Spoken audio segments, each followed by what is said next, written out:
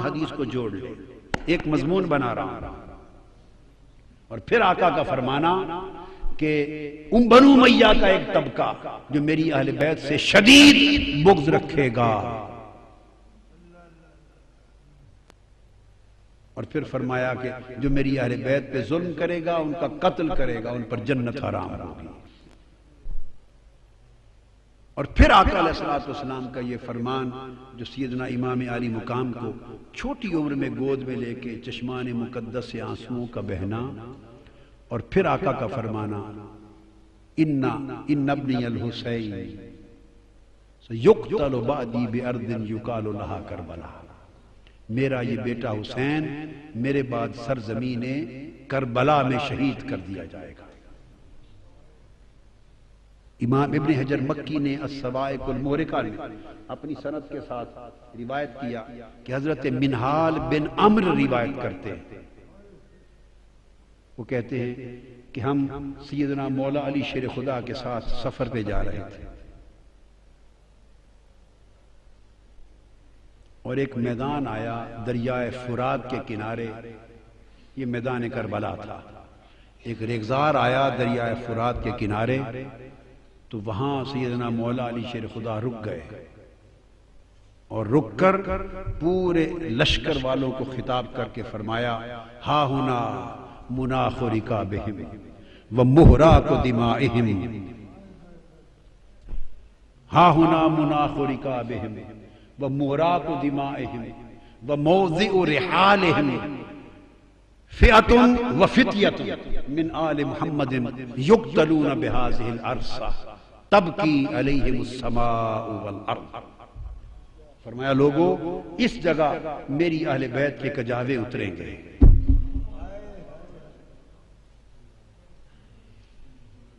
اس جگہ میری اہل بیت کے کجاوے اتریں گے، موضع رحال، اس جگہ میری اہل بیت کے خیمے جلائے جائیں گے، اس جگہ میری اہل بیت کا خون بہایا جائے گا، میرے حسین کا اور ان کے اصحاب کا اور آل محمد کی پوری جماعت، پورا خانوادہ، پورا گلشن اہل بیت رسول اس جگہ یقتلون بہذا الارصہ، اس جگہ قتل کر دیا جائے گا، اور جب ان کا قتل ہوگا تب کی علیہم السماء والارض، وہ تو آنسو بہانے والے تو شہید کر دیے جائیں گے، قیدی بنا لیے جائیں گے، ان پر آسمان اور زمین آنسو بہائیں۔ اور پھر کہ جب آقا علیہ السلام نے ساری نشاندہی کر لی، اور ایک روایت میں فرمایا کہ جس سرزمین پہ میرا حسین شہید ہوگا بِأَرْضِ طُفٍ وَكَرْبٍ وَبَلَا، وہ کرب اور بلا کی سرزمین ہوگی۔ ایک جگہ فرمایا فرات کے کنارے پر میرا حسین شہید کر دیا جائے، کہ جب آقا علیہ السلام نے فرمایا ام سلمہ سے، حضرت ام فضل سے مر گئی، کہ جب مٹی عطا کی تو فرمایا اس کو سنبھال کے رکھ لے ام سلمہ، فَعْلَمِي اِذَا تَحَوَّلَتْ هَذِهِ التُّرْبَةُ دَمًا فَعْلَمِي أَنَّ ابْنِي قَدْ قُتِلَ، ام سلمہ اس مٹی کو سنبھال کے رکھ لے، جب یہ مٹی خون میں بدل جائے تو سمجھنا میرا حسین شہید ہو گیا ہے۔ حضرت ام سلمہ کہتی ہیں کہ 10 محرم کا دن تھا، جب فرماتی ہیں ایک دن تھا دوپہر کو قیلولہ کے لیے مدینہ میں لیٹی ہوں، اچانک میں نے دیکھا آقا علیہ السلام تشریف لائے، وَعَلَىٰ رَأْسِهِ وَلِحْيَتِهِ التُّرَابُ فَقُلْتُ مَا لَكَ يَا رَسُولَ اللَّهِ صلی اللہ علیہ وسلم، قَالَ شَهِدْتُ قَتْلَ الْحُسَيْنِ آنِفًا، میں لیٹی ہوں، اچانک آقا علیہ السلام تشریف لے آئے، خواب میں نے دیکھا کہ آپ کے سر انور پر اور آپ کی ریش مبارک پر گرد ہے، گرد آلود ہے سر انور، ریش مبارک۔ میں نے پوچھا یا رسول اللہ یہ کیا ماجرا ہے؟ فرمایا ام سلمہ میں ابھی مقتل حسین سے آ رہا ہوں۔ ادھر عبداللہ ابن عباس رضی اللہ تعالیٰ عنہ وہ روایت کرتے ہیں مکہ معظمہ میں، فرماتے ہیں رأیت رسول اللہ صلی اللہ علیہ وسلم فی المنام اشعث اغبر وبیدہ قارورۃ فیہا دم، قلت ما ھذا الدم یا رسول اللہ؟ قال دم الحسین واصحابہ، میں نے خواب میں دیکھا آقا علیہ السلام تشریف لائے، سر انور، چہرہ مبارک گرد آلود ہے، آپ کے ہاتھ میں ایک شیشی ہے، اس شیشی میں خون ہے۔ میں نے پوچھا یا رسول اللہ یہ خون کیسا ہے؟ فرمایا عبداللہ ابن عباس، یہ حسین اور اس کے اصحاب کا خون ہے، ابھی کربلا سے آ رہا ہوں، سارا دن کھڑا کربلا کے شہیدوں کا خون جمع کرتا رہا ہوں۔ جب یہ شہادتیں ہو چکی اور لٹا پٹا اہل بیت کا قافلہ، بدبخت یزید کا حکم نامہ آیا کہ اسے ابن زیاد کے پاس کوفہ اور چند دن کوفے میں قیدی رکھ کر اور پھر انہیں پابسلاسل قیدیوں کا قافلہ سروں کو نیزوں پہ رکھ کے ایک جلوس کی شکل میں دمشق میرے دربار تک لایا جائے۔ تو جب یہ قافلہ لے کے روانہ ہوئے تو کتب حدیث میں اور کتب سیر میں آیا ہے کہ قافلہ جب روانہ ہوا تو آسمان پر خون کے ساتھ کچھ اشعار لکھے گئے، خون کے ساتھ اشعار لکھے گئے، اور اشعار خون کے ساتھ یہ تھے: اترجو امت قتلت حسینا شفاعت جدہ یوم الحسابی۔ وہ جو حدیث پاک میں نے پڑھی تھی، حرم شفاعت، جو میری اہل بیت پہ ظلم کرے گا اس پر میری شفاعت حرام کر دی گئی، وَإِنَّ اللَّهَ حَرَّمَ عَلَيْهِ الْجَنَّةِ، اور اللہ نے اس پر جنت حرام کر دی۔ تو خون کے ساتھ، خون آلود قلم کے ساتھ الفاظ لکھے گئے، خونی قلم کے ساتھ، کہ کیا وہ طبقہ جس نے حسین کو شہید کر دیا ہے کیا اب بھی مسلمانی کا دم بھرتا ہے اور امید رکھتا ہے کہ اس کے نانا کی شفاعت نصیب ہو جائے گی؟ شفاعت تو حسین کے نانا کی ہے، شفاعت تو کسی اور کی نہیں ہے۔ جسے بھی شفاعت کا حق ملا ہے وہ حسین کے نانا کی خیرات ملی ہے۔ تو فرمایا ترجو امت قتلت حسینا شفاعت جدہ یوم الحسابی، حسین کو قتل کرنے والے بدبختوں، کیا اب بھی حسین کے نانا کی شفاعت کی قیامت کے دن امید رکھتے ہو؟ پھر اس کے نیچے لکھا فلا واللہ لیس لہم شفیع، فلا واللہ لیس لہم شفیع وہم یوم القیامت فی العذاب، نہیں، ہرگز نہیں، خدا کی قسم ان کا کوئی شفاعت کرنے والا نہ ہوگا اور قیامت کے دن وہ سخت عذاب میں مبتلا کر دیے جائیں گے۔ وَقَدْ قَتَلُوا الْحُسَيْنَ بِحُکْمِ جَوْرٍ وَخَالَفَ حُکْمُهُمْ حُکْمَ الْکِتَابِ، ان ظالموں نے ظالم حکمران کے حکم کے تحت اور ظلم پر مبنی حکم کے تحت حسین کو قتل کر دیا، اور ان کے حکم نے قرآن کے حکم کی مخالفت کر دی، ان کے حکم نے قرآن کے حکم کی مخالفت کر دی۔ یہ آسمان پر خون کے ساتھ شیر رقم تھا۔ قافلہ روانہ ہوا، ابن زیاد نے کئی دن اسیران کربلا آقا علیہ السلام کے گلشن رسالت کے ان پھولوں کو قیدی رکھا، اور پھر سوئے دمشق اس قافلے کو روانہ کیا۔ اس پورے قافلے میں صرف ایک مرد بچ گئے تھے، امام زین العابدین، ایک ہی، اور وہ بیمار تھے۔ باقی شہزادیاں تھیں، سیدہ کائنات کی صاحبزادیاں تھیں، ان کی پوتیاں تھیں، آقا کے گلشن کی کلیاں تھیں۔ چلتے چلتے راستے میں ایک مقام پر یزیدی لشکر کے پاس پانی ختم ہو گیا، ان کے پاس پانی ختم ہو گیا۔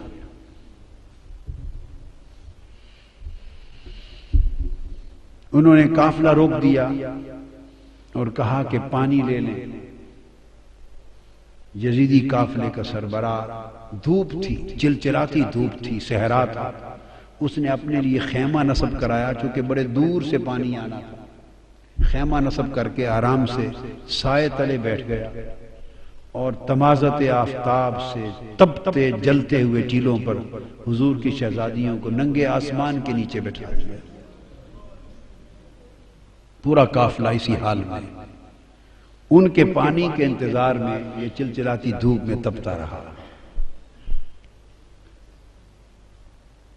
امام علی مقام سیدنا امام حسین کی پیاری لخت جگر شہزادی سیدہ سکینہ، اصل نام ان کا عربی وزن میں سکینہ ہے، عرف عام میں سکینہ چلتا ہے، مگر اصل لفظ سکینہ۔ سیدہ میں عرف عام کا لفظ استعمال کروں گا، تلفظ بتا دیں، سکینہ، سیدہ سکینہ، سیدہ سکینہ۔ دھوپ میں چھوٹی معصوم شہزادی دیکھا کہ صحرا میں چھوٹا سا ایک درخت ہے، ٹیلا ہے، چھوٹا سا ٹیلے کے ساتھ جھاڑی ہے، اس کا تھوڑا سا سایہ ہے، چلچلاتی دھوپ ہے۔ سیدہ سکینہ اس دھوپ کے اندر اس سائے دار چھوٹی سی جھاڑی میں جا کے مٹی کا سرہانہ بنا کے لیٹ گئی، ریتلے سرہانے پہ لیٹ گئی۔ سیدہ سکینہ کی آنکھ لگ گئی، آڑ تھی اس درخت کی جھاڑی کی، پانی آیا، یزیدیوں نے آواز دے دی، قافلہ چل پڑا۔ اور کجاوے میں تھی چونکہ سیدہ سکینہ، اونٹ بیٹھ گئے تھے، کسی کو خبر نہ تھی، تو سیدہ سکینہ کو وہیں سویا ہوا چھوڑ کے قافلہ چلا۔ قافلہ تھوڑی دیر آگے گیا تو آگے جس شخص کے ہاتھ میں نیزہ تھا، امام علی مقام کا سر انور جس پر تھا، وہ اس کے ہاتھ سے چھوٹ کر زمین میں گڑ گیا۔ انہوں نے کوشش کی کہ اس نیزے کو اکھاڑ کے آگے چلے، پر نیزہ ایسا جمع کہ اس کی پوری طاقت کے باوجود امام حسین کے سر انور آگے نہیں چلا۔ اس نے اور لوگوں کو بلایا، اوروں کو بلایا، بڑی کوشش کی، مگر امام حسین کے سر انور جس نیزے پر تھا وہ نیزہ آگے نہیں چلا، گڑا ہوا نیزہ ہلا نہیں۔ وہ پریشان ہو گئے، وہ سیدنا امام زین العابدین کے پاس گئے۔ یہ تو انہیں معلوم تھا کہ کیا ماجرا ہے، آپ کے بابا آگے نہیں چل رہے، ان کا سر انور آگے نہیں چلتا۔ ان کی آنکھیں آپ دیدہ ہو گئیں، وہ اپنی ہمشیرہ، اپنی پھوپھی سیدہ زینب کے پاس آئے، عرض کیا پھوپھی جان، آپ ذرا اونٹوں کے کجاووں میں شہزادوں اور شہزادیوں کو گن لیں، لگتا ہے بابا جان کا کوئی شہزادہ یا شہزادی رہ گئی ہے، سر انور آگے نہیں چلتا، نیزہ گڑ گیا ہے۔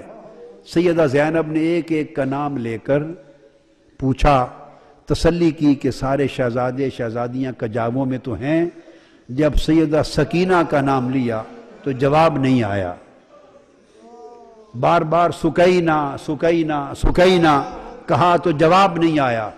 جب جواب نہیں آیا تو وہ تڑپ اٹھی، اپنے کجاوے سے نیچے آ گئی اور کہنے لگی کہ حسین کی سکینہ رہ گئی ہے کہیں۔ شاید جہاں کجاوے قافلہ رکا تھا، اب رات کا وقت ہو گیا تھا، رات کے اندھیرے میں دوڑتی دوڑتی، شام کا وقت تھا، اندھیرا تھا، سایہ تھا، دوڑتی پیچھے پہنچی، اور آگے جو پہنچی تو اندھیرے میں دیکھا کہ کوئی نقاب پوش خاتون ہے اور سیدہ سکینہ کو گود میں لے کے بیٹھی ہے اور ان کو چومتی ہیں، اور سیدہ سکینہ اس نقاب پوش عورت کی گود میں میٹھی میٹھی زبان میں کربلا کی کہانی سنا رہی ہے،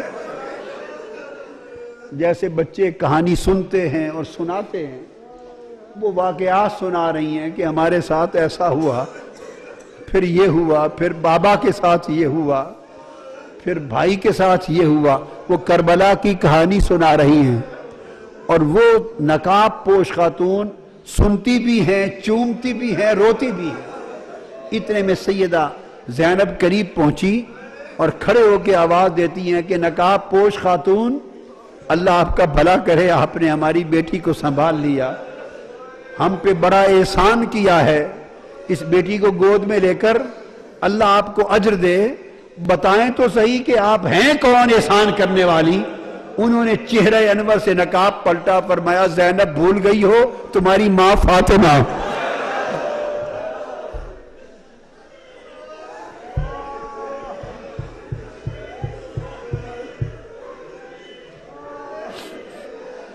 فاطمہ حسین کی لخت جگر، حسین کے سینے پہ سونے والی سکینہ تنہا رہ گئی تھی، قافلہ چل پڑا تھا، تو میں اس کو تنہا رہ کر قبر میں نہیں رہ سکی، میں نے چاہا کہ میں جا کے سکینہ کو سنبھال لوں۔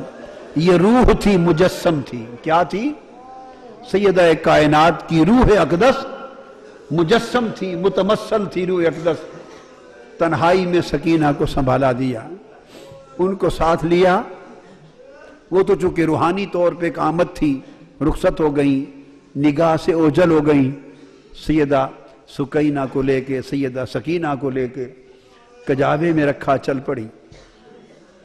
اور اس طرح وہ حلب کے راستے سے ہوتے ہوئے، پھر حمص سے اور حما کے راستے سے ہوتے ہوئے جس شہر سے گزرتے تھے، بدبختوں نے وہاں استقبال کی تیاریاں کر رکھی تھی، شادیانے بجتے تھے، وہاں باجے بجتے تھے، شہر سجائے گئے تھے، اور یزید کی فتح کے جشن منائے جا رہے تھے۔ اور فتح یزید کی جشن کے سماں میں حضور کی شہزادیوں کو قیدی بنا کر قافلہ گزرتا تھا۔ ان کے سر انور نیچے تھے، سر قافلوں پر تھے، نیزوں پر، اور اس طرح ایسے ماحول سے گزرتے دمشق میں آ پہنچے۔ دمشق میں پہنچے تو پورا سارا شہر دمشق یزید کی فتح کا حکم تھا تو جشن میں مصروف تھا، اور بہت سوں کو یہ پتہ نہیں تھا کہ یہ جو قیدی بن کے آئے ہیں یہ ہیں کون، جو سر نیزوں پر سوار ہیں، عوام کو نہیں پتا تھا۔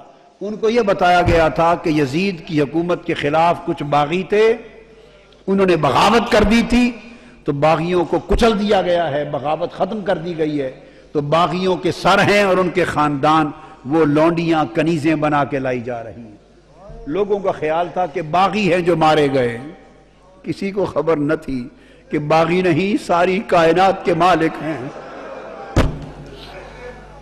اس امت کو دین اور ایمان عطا کرنے والے ہیں، اور قیامت کے دن گناہگاروں کی شفاعت کرنے والے مالک ہیں دنیا اور عقبہ کے۔ عوام کو خبر نہ تھی، بھیڑ تھی ایک بازار میں، بھیڑ تھی، قافلہ آ کے ایک بازار کے چوک میں رک گیا، پریشان حال تھی۔ چھتوں پر خواتین دمشق کی چھتوں پر بیٹھی تھی، دیکھتی تھی، تکتی تھی۔ ایک خاتون کے گھر کے قریب جب چوک میں قافلہ رکا، ساری خواتین چھتوں پر تک رہی تھی منظر، کسی کو خبر نہ تھی کہ کون ہے۔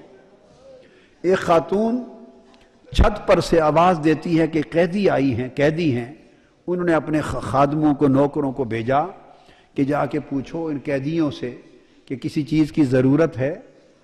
انہوں نے آ کے پوچھا ارد گرد سے، کسی نے کہا پانی پلا دیں، تو اس نے پانی بھیجا، پھر پانی کے ساتھ کھجوریں بھیجی، جو کچھ گھر میں میسر تھا، خدمت تواضع کرتی گئی، چادریں بھیج دیں، کپڑے صاحبان کے تان لیں، چادریں بھیج دی، پانی بھیج دیا، جس اس کے گھر میں جو کچھ میسر تھا بھیجتی گئی، دیکھتی گئی۔ سیدہ زینب رضی اللہ تعالی عنہ شہزادیوں کو، شہزادوں کو جس کی ضرورت تھی وہ ان کو کھلاتی دیتی گئیں۔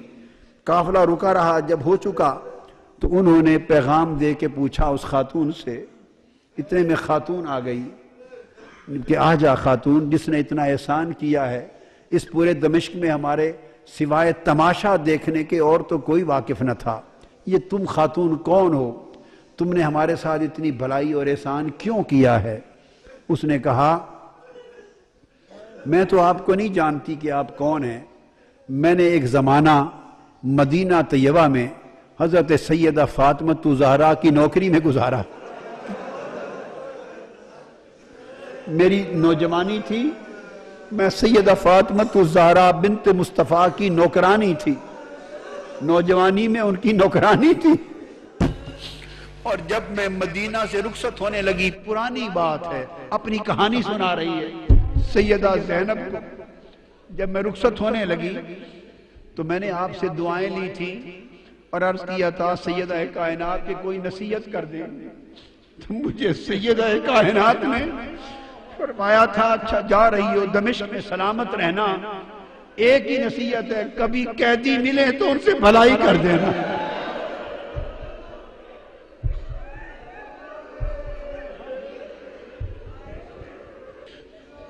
بی بی مجھے تو کوئی پہچان نہیں ہے، میں تو نہیں جانتی آپ کون ہیں، اتنا ہی سنا ہے کہ کوئی باغی تھے وہ مار دیے گئے اور قیدی ہو کے آئے ہیں، میں نے تو بھلائی اس لیے کی ہے کہ مجھے میری سیدہ نے سیدہ کائنات فاطمۃ الزہرا نے نصیحت کی تھی، ایک ہی نصیحت کی تھی، کہا تھا سلامت رہنا، زندگی میں کبھی کوئی قیدی مل جائیں تو ان سے بھلائی کر دینا۔ میں تو آج سیدہ فاطمۃ الزہرا کی اس وصیت پہ عمل کر رہی ہوں۔ میں نے دیکھا ہے قیدی ہیں تو میں نے تو قیدیوں سے نیکی کر دی ہے، بھلائی کر دی۔ سیدہ زینب کے آنسو نکل آئے، خاموش نہیں، خاموش نہیں۔ آپ نے جواب میں کہا اچھا بی بی تو نے قیدیوں سے بھلائی کی ہے، قیدیوں پر احسان کیا ہے، بتائیں ہم قیدی لوگ تیری بھلائی کا بدلہ کیا دے سکتے ہیں؟ میں کیا بدلہ دوں، کیا چاہتی ہو؟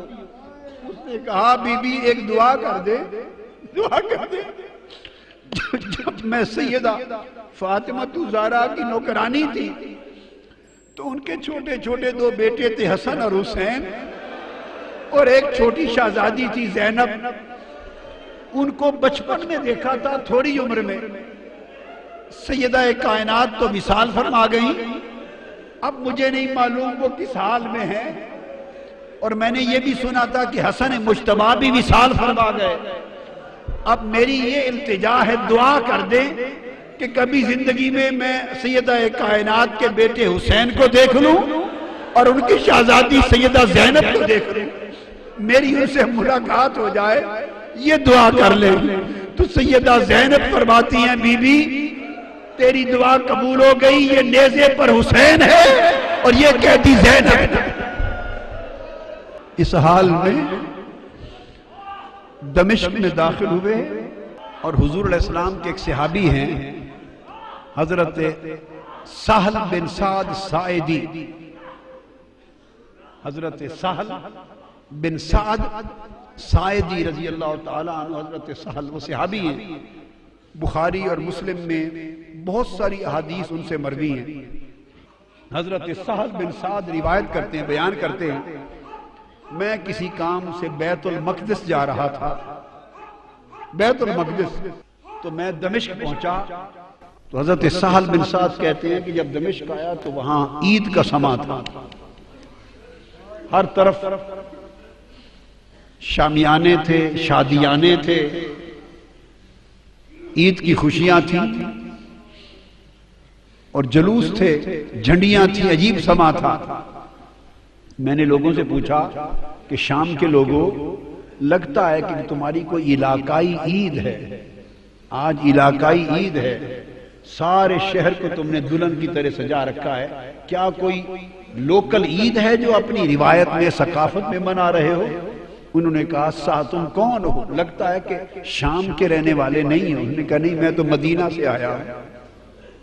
معمر تھے اس وقت، عمر رسیدہ تھے، تو پوچھے میرا نام سہل ہے، میں حضور علیہ السلام کو میں نے دیکھا ہے، زیارت کی اور آپ سے کچھ باتیں بھی سنی ہیں، تو میں نہیں جانتا یہاں کے حالات۔ انہوں نے کہا تمہیں معلوم نہیں کہ یہاں باغی تھے، انہوں نے بغاوت کی تھی، یزید کی حکومت کے خلاف بغاوت کچلی گئی ہے، یہ باغیوں کے سر ہیں اور یہ ان کی عورتیں ہیں، کنیزیں اور لونڈیاں بنا کے لائی گئی ہیں۔ انہوں نے دیکھا آگے جا کر کہ یہ باغی کون ہیں؟ حضرت سہل بن سعد، انہوں نے تو مدینے کی گلیوں میں حضرت امام حسین کو آقا کے کندھوں پر سواری کرتے دیکھا ہوا تھا اور آقا کے سینہ اقدس پہ کھیلتے اور زبان مصطفیٰ کو چوستے، اس دور میں دیکھا ہوا تھا، اور بعد ازاں پھر پوری جوانی کی عمر دیکھی تھی، نظر میں گزری تھی، پورے 50 برس 40 برس نگاہ کے سامنے تھے، مگر گرد آلود تھا چہرہ پاک اور خون آلود تھا کٹا ہوا سر انور۔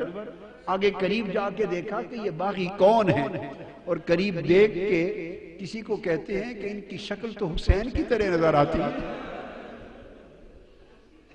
حضور کے شہزادے امام حسین کے ساتھ بڑی مشابہت ہے، تو ساتھ ایک شامی کھڑا تھا، اس نے کہا تمہیں پہچان نہیں، یہ خود حسین ہے۔ چیخ نکل گئی، رو پڑے اور رو کے یہ قافلہ کدھر جا رہا ہے؟ وہ کہتے ہیں کہ میں پھر اس قافلے کے ساتھ چل پڑا اور دربار یزید تک ساتھ گیا، اور جو کچھ اس دربار میں دیکھا وہ بیان نہیں کر سکتا۔ اس دربار میں جب بدبخت یزید کا جو شراب میں دھت تھا شطرنج کھیل رہا تھا، جب قافلہ پیش ہوا اور ساری شہزادیوں کو اور امام زین العابدین کو کھڑا کر دیا گیا، تو اس وقت وہ آ کے دربار پہ بیٹھا، اس نے کہا ایک ایک کا نام لے کر بتاؤ، یہ کون ہے، یہ کون ہے، یہ کون ہے؟ سیدہ سکینہ چھوٹی سی عمر ہے، 4-5 سال کی عمر ہے، اور ہاتھوں سے اپنا چہرہ چھپاتی،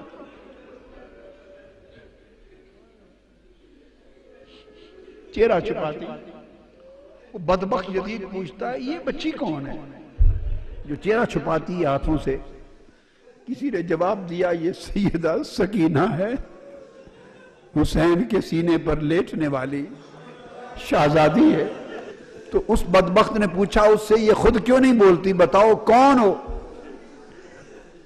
وہ سیدہ زینب اپنی پھوپھی کی طرف لپٹ گئی۔ پھر پوچھا یزید نے یہ بولتی کیوں نہیں، کون ہے؟ وہ پھر سیدہ زینب کے ساتھ لپٹ گئی۔ پھر پوچھا کیوں نہیں بولتی؟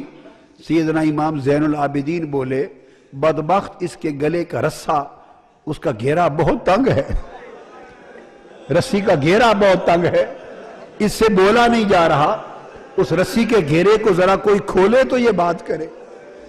اس نے کسی شخص کو بھیجا کہ اس کا گلے کا رسہ ذرا کھول کے کشادہ کر دو۔ آپ پھر دوڑ کر امام زین العابدین کی گود میں چلی گئی، فرمایا یہ مر جائے گی شہزادی، یہ بطول زہرا کی بیٹی ہے لاڈلی، کسی غیر مرد کا ہاتھ نہیں لگ سکتا۔ اس نے کہا پھر زین العابدین کو کہ علی خود ہی کھول دو۔ کھولا تو اس سے پوچھا تم کون ہو، چہرہ کیوں چھپاتی ہو؟ اس نے کہا تم جیسے بدبختوں سے چہرہ نہ چھپاؤں تو کیا کروں؟ اس نے کہا کہ سکینہ کیسا پایا ہمارا منظر؟ اس نے کہا یہ تو جو دیکھ لیا دیکھ لیا، قیامت کے دن جو ہمارا منظر ہونے والا ہے اس کی بھی تیاری کرو، جو قیامت کے دن ہماری باری آنے والی ہے اس کی بھی تیاری کرو۔ اہل بیت کے اس قافلے کو قیدی بنا دیا گیا، امام علی مقام کے سر انور کو الگ، ایک امام زین العابدین کو الگ قید خانے میں رکھ دیا گیا، باقی خانوادہ اہل بیت کو ایک جگہ رکھ دیا، امام علی مقام کے سر انور اور شہداء کربلا معلیٰ کے سروں کو ایک طرف رکھ دیا گیا۔ اس طرح ایک وقت گزرنے کے بعد کچھ ایسے واقعات ہوئے کہ اس نے محسوس کیا کہ اہل بیت کے قافلے کو یہاں رکھنا مناسب نہیں، اس کی حکومت کے خلاف کوئی بڑی بغاوت کا پیش خیمہ ثابت ہو سکتا ہے ان کا قیام۔ اس نے فیصلہ کیا کہ ان کو واپس مدینہ بھیج دیا جائے۔ امام زین العابدین سے کہا سارے قافلے کو جمع کر لیں اور مدینہ ان کو لے چلیں۔ امام زین العابدین نے کہا کہ ہم جاتے ہیں، ہماری کچھ چیزیں تم نے لوٹی ہیں وہ دے دو۔ اس نے کہا لوٹا ہوا مال واپس نہیں کیا جائے گا۔ اس حال میں جب یہ مذاکرات ہو رہے ہیں، امام علی مقام سیدنا امام حسین کی ایک اور صاحبزادی ہیں حضرت فاطمہ، ان کی ایک اور صاحبزادی، ان کا اسم گرامی بھی سیدہ فاطمہ ہے بنت الحسین، وہ کھڑی ہیں۔ ایک شامی دربار میں اچانک آیا، شامی، حالت دیکھ کر اس نے سمجھا کہ یہ باغی قتل ہوئے ہیں اور ان کے خاندان کے لوگ لونڈی اور غلام بن کے آئے ہیں، کنیزیں ہیں، لونڈیاں بن کے آئی ہیں۔ اس ایک شامی نے اسی مغالطے میں یزید سے کہا فاطمہ بنت الحسین کی طرف اشارہ کر کے کہ یہ جو کنیزیں آئی ہیں ان میں سے یہ لونڈی باندھی کنیز مجھے دے دو۔ سیدہ فاطمہ بنت الحسین چیخ کے اپنی پھوپھوں کے ساتھ دامن سے لپٹ گئی، کہنے لگی پھوپھی جان کیا اب ہمیں کنیزیں نہیں بنایا جائے گا؟ فرمایا بیٹے گھبرا نہیں، یہ جرت نہیں کر سکتے۔ فرمایا یہ حرام ہے، نہ ان کی جرت ہے کر سکے، نہ اس بدبخت ملعون یزید کی جرت ہے کہ کر سکے۔ یزید بولا، تیش میں آ گیا، وہ بولا کہ میرے اختیار میں ہے، اگر چاہوں تو میں تم سب کو کنیز بھی بنا دوں۔ آپ نے فرمایا ملعون، جب تک تم میرے نانا کے دین کا نام لیتے ہو یہ ظلم نہیں کر سکتے۔ جب تک میرے نانا کی شریعت کا نام لیتے ہو یہ ظلم نہیں کر سکتے۔ جب اتنی کلام سیدہ زینب کا سنا، اس شامی کو اندازہ ہو گیا کہ یہ تو پیغمبر اسلام کی شہزادیاں لگتی، اس کو خبر نہ تھی۔ اس نے کہا یزید لعنت ہو تم پر، لعنت ہو تم پر، تم نے حضور کی شہزادیوں کے ساتھ یہ اشر کر رکھا ہے۔ میں سمجھا تھا کیسر روم کے دربار سے روم کی کوئی بغاوت سر ہو کے آئی ہے اور ان کی کنیزیں ہیں، یہ مصطفیٰ کی شہزادیاں ہیں جو ساری کائنات ان کی کنیز ہے۔ جب اس نے کہا لعنت ہو تم پر، تو یزید نے اسی وقت جلاد کو حکم دیا کہ اس کا سر قلم کر دیا جائے۔ امام زین العابدین نے فرمایا کہ ہماری کچھ چیزیں تم نے لوٹ لی ہیں، واپس کر دو، ہم مدینہ کو پھر چلے جائیں گے۔ یزید نے کہا لوٹا ہوا مال واپس نہیں ہوگا، تمہیں زاد سفر کے طور پہ کچھ دینار دے دیتے ہیں۔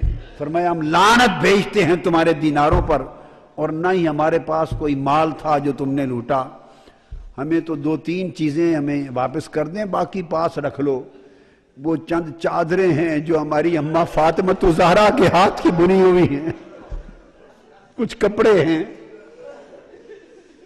جو سیدہ ہماری اماں فاطمہ الزہرا کے ہاتھ کی بنی ہوئی ہیں، ہمیں وہ واپس دے دو، اور ان کا دست، ان کا گلوبند ہے جو اپنی شہزادی کو پہنایا تھا، وہ چھینا ہوا گلوبند دے دو۔ ہم تو 3 یادگاریں سیدہ فاطمہ الزہرا کی چاہتے ہیں کہ تم بدبختوں کے پاس نہیں، واپس مل جائیں۔ وہ تینوں چیزیں واپس لے لی۔ قافلہ روانہ ہو گیا اور چلتے چلتے کربلا معلی، 3 دن شہداء کربلا معلی اور امام علی مقام کے مزارات اقدس پر تعزیت کے لیے 3 دن قیام کر کے مزارات کی زیارت کر کے واپس مدینہ پہنچا۔ جب شہر مدینہ کے باہر پہنچے تو پھر آگے مدینہ میں داخل ہونے کی سکت نہ تھی، نہ امام زین العابدین کو سکت تھی، نہ سیدہ زینب کو سکت تھی۔ ان کے خدام میں بشیر نامی خادم تھے، ان کو بھیجا کہ اب ہم تو آگے کیسے جائیں، جاؤ اہل مدینہ کو خبر کر دو کہ لٹے ہوئے لوگ آ رہے ہیں، خانوادہ رسول آج اسیران دمشق بن کے واپس آ رہے ہیں۔ اس شخص نے جا کے مدینہ پاک میں خبر کی، مدینہ پاک میں قیامت آ گئی، یہ کوہرام مچ گیا۔ اہل مدینہ کہتے ہیں کہ اتنی قیامت یا اس دن آئی تھی جس دن حضور علیہ السلام کا وصال ہوا تھا، یا یہ قیامت اس دن آئی جب سیدہ زینب اور امام زین العابدین کا لٹا ہوا قافلہ حضور کے گھر واپس پہنچا۔ سارے اہل مدینہ باہر آ گئے، روتے چیختے تڑپتے، ایک قیامت کا سما تھا، روتے چیختے اس لٹے قافلے کو لے کے آئے اور سیدھا آقا علیہ السلام کی بارگاہ میں روضہ رسول پہ جا کے گر پڑے۔ امام زین العابدین اور سیدہ زینب روتے ہوئے آقا کی قبر انور پہ گر کر عرض کرتے ہیں نانا جان، آپ کا حسین قتل کر دیا گیا ہے جو آپ کے کندھوں پہ سواری کرتا تھا۔ اور جب گئے تھے تو آپ کا خاندان ہرا بھرا خاندان گیا تھا، آج لٹ کر واپس آئے ہیں، ایک بیمار کے سوا کی نسل کا کوئی بچہ واپس نہیں بچا یا رسول اللہ۔ انا للہ و انا الیہ راجعون لا تقولوا لمن يقتل في سبيل الله اموات بل احیاء ولكن لا تشعرون۔ امام علی مقام نے اپنے نانا کے ساتھ کیا ہوا وعدہ پورا کر دیا، ان کے کندھوں پر کرائی گئی سواری کا بدلہ چکا دیا، ان کی زبان چوسنے کے نتیجے میں پیاسا رہ کر زبان کے چوسنے کے احسان کا بدلہ چکا دیا، اور آقا علیہ السلام کے دین کی حفاظت اور دین کی گلشن کی آبیاری اپنے خون سے کر کے امام علی مقام نے اپنا فرض ادا کر دیا۔ آقا علیہ السلام کے پاس یہ قافلہ مدینہ طیبہ میں واپس آیا، اور پھر امام زین العابدین پوری عمر تنہا ایک جگہ رہتے، عبادت کرتے اور روتے رہتے۔ اتنی کثرت سے روتے تو کسی نے پوچھا کہ آپ اتنا کیوں روتے ہیں؟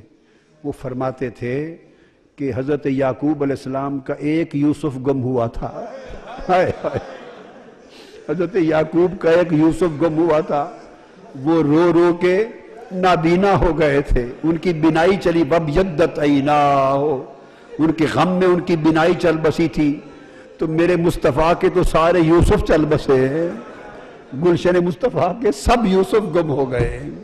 دوستو، حسین سے محبت کرنا، حسین کا غم کرنا، حضور کے عطرت اور اہل بیت اور خانوادہ کا غم کرنا، ان سے محبت کرنا اور غم حسین اور غم اہل بیت میں آنسو بہانا، یہ باعث بخشش ہے، باعث مغفرت ہے، گناہوں کی تلافی کا سبب ہے، آقا کی بارگاہ کی قربت ہے، حضور کی شفاعت کا سبب ہے. اللہ تعالی ہمیں ہمیشہ محبت رسول، محبت اہل بیت اور تعظیم صحابہ کے اوپر زندہ رکھے اور حضور کی اہل بیت کی محبت والے ایمان پر مارے، اسی پہ قبر میں اور قیامت کے دن ہمیں جلائے. وما علینا الا البلاغ. کربل کی ہے یاد آئی، اب اشک بہانے دو، سوئے ہوئے پہلو میں اب درد جگانے دو، سوئے ہوئے پہلو میں سب درد